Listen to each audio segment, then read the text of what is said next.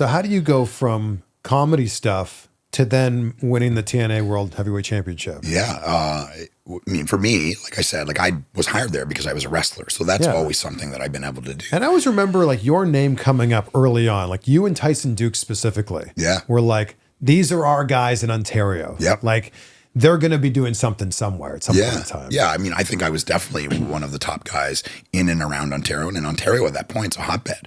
So like being one of the top guys there meant something. It meant something in the real wrestling world. And I'm kind of wrestling all over North America. I'm wrestling in Pennsylvania and I'm wrestling in Indiana and Michigan. I'm kind of all over the place, you know, kind of building my brand or whatever you want to call it, building my name and building my notoriety throughout, you know, independently.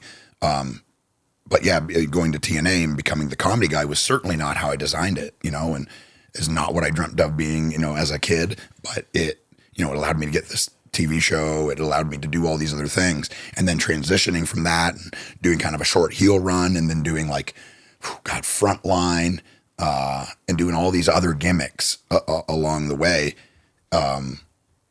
Kind of made me, once I got to that point where it just kind of happened organically where I'm just kind of a baby face on the show. But I think I'd been there so long and I had so much equity and I'd been a guy that always kind of stuck by the brand and stuck around.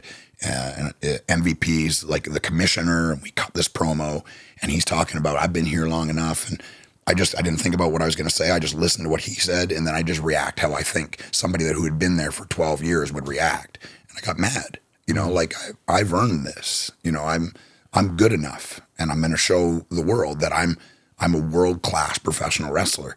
And in that moment, like it just organically happened, and I was getting really good reactions on all the shows and at all the tapings.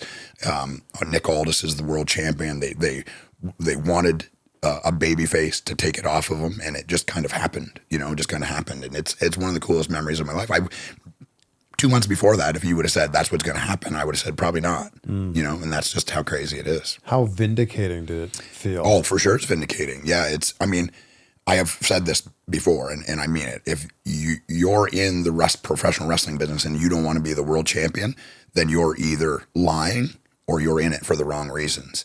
And in the end, it's a prop. You know, I didn't win anything. Someone said, we want you to carry it. But with that responsibility, that's the drug of this multi-million-dollar company that's airing these shows that millions of people are watching. We're saying, you're the most important piece, and we believe that you can carry interest or hold the fort while we're transitioning to something else. That level of responsibility is something that I've always wanted. And I've known kind of deep in my heart I've always been good enough, but actually getting it and being able to have that feather in your cap is very vindicating.